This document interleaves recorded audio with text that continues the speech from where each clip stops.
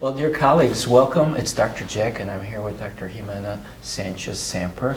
And Dr. Sanchez, thank you so much for joining us again. We go back about 15 years, and it's such a pleasure to have you here and to present because, as you probably know, although you're very, have a lot of humility, but, you're our inspiration to many, many psychiatrists because not only of your deep knowledge base, but because of your passion.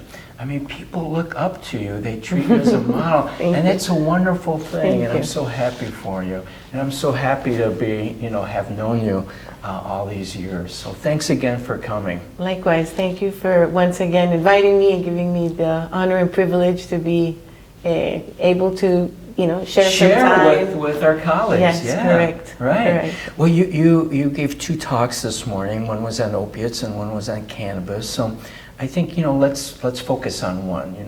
I'd recommend opiates, and if you could just focus on the highlights, like if you had a billboard that you could have like every mental health clinician read, what main lessons would you like to share with us about either recognizing, assessing for, or treating, managing people with perhaps opiate addictions?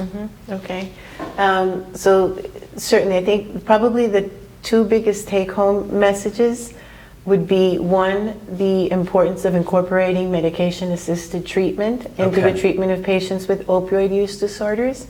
And the second area would probably be the important role that we need to play as providers in destigmatizing addiction.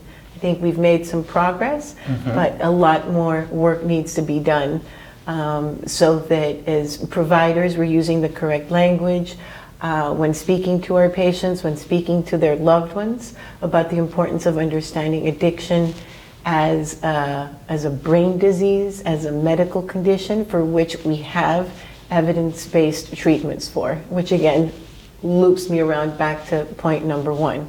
Okay. So certainly opioid use disorders, if we were to use the treatment of diabetes or hypertension as a comparison, we should treat opioid use disorders along the same continuum that we do with chronic medical conditions.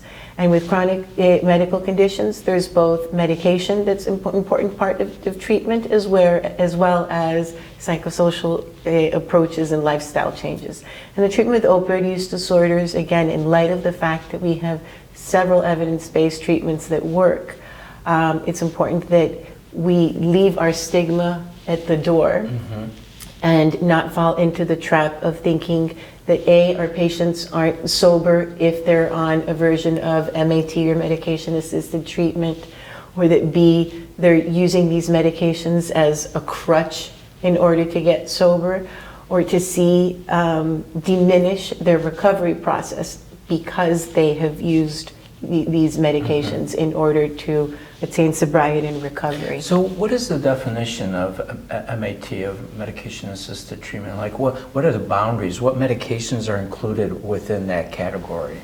So when we talk about MAT, essentially, we're talking about things like methadone maintenance, a full agonist, buprenorphine maintenance, a partial agonist, or in all of its presentations, or extended release naltrexone as an antagonist. All 3 approaches, which have been known to be helpful in helping patients to decrease their cravings, decrease their acute and or post-acute withdrawal symptoms, and as such lead towards abstinence. So let's say I'm just a general practitioner, mental health practitioner. I'm not necessarily specialized in addiction treatment.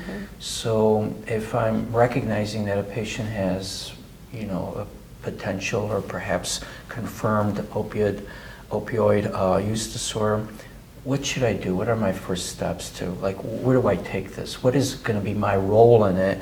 And at what point do I need help, other clinicians' help? So probably the first step, which is where psychiatrists or physicians in general that don't feel that they have an expertise in substance use. I think the first knee-jerk approach is to refer somebody to detox. And I shared with our colleagues today that detox is not treatment. Detox is the tip of the iceberg, where patients can be admitted in order to receive medications to help them with the discomfort and the uncomfortable symptoms of opioid withdrawal over a period of 3 to 5 days. But more importantly, use that time in which they are in a contained setting to identify what's going to happen next and where and how to refer them to somebody that has more experience in treating patients with opioid use disorders. For reasons we can't get into right now about how to decide who's a good candidate for methadone maintenance or buprenorphine maintenance or a extended release naltrexone. Those conversations can sometimes better be had.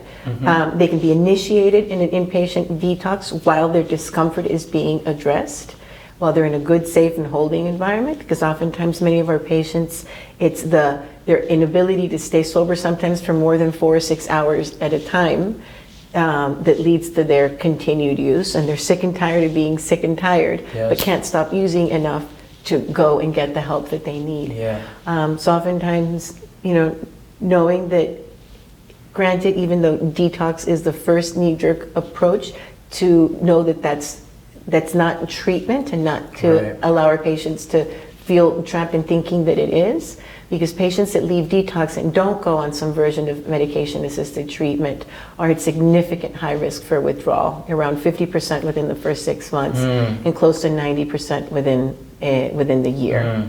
No, thank you so much for stressing that, because as you say, detox, it's a very short bridge from use to non-use, but right at the beginning it should be stated to the patient, this is detox, this is only the first step, and already where everyone, the referring clinician, obviously the detox team, is already like, hey, you're in and you're going to be out of here very soon, and that person should not leave the detox without having the next steps, the next phases of treatment already in place, because it's really not a treatment. I mean, it is a treatment, but it's really just one component of a comprehensive treatment. So I'm really glad that you're stressing that. And I think that for people that, may have not, taken the extra step to do an online or an in-person training to get the XDEA waiver, to prescribe buprenorphine, for instance, being able to be a compassionate physician that knows how to identify the problem and that it feels confident enough to share with their patients, look, I don't have all the answers, but I'm ready to partner with you, and I do know where to help you to find them and get them. That's sometimes more than they need, because for a long time the guilt, remorse, shame of their addiction has kept them small and has kept them away from asking for help.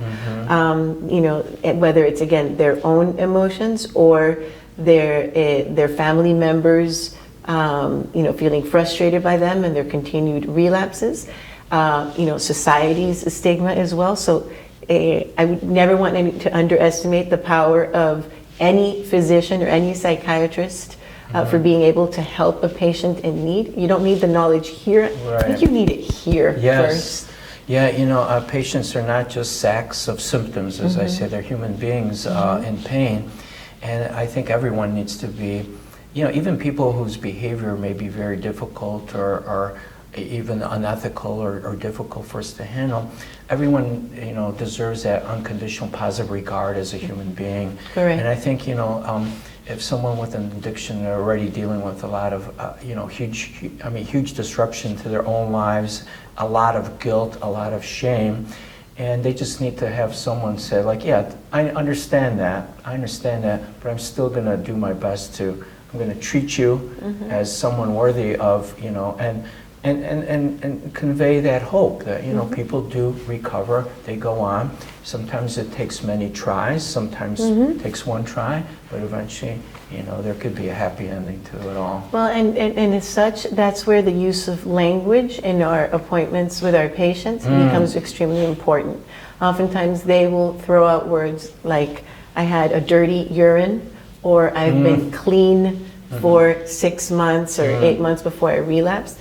And even, the ounce of compassion starts there with educating them on the power of language, right? We don't use words like clean or dirty to Right. describe somebody that has hypertension or diabetes, right? We shouldn't be using those pejorative words in the treatment of addiction in general, because that just leads to the stigma and further feeds into our patients feeling worse about themselves and not empowered to take on You the want change. a change in mindset, both among Absolutely. us clinicians, but also among the patients that we treat. Correct. Fascinating. Yes. Dr. Sanchez, thank you so much. Always a pleasure, I hope to Jack. see you soon. Thank you. Thank you.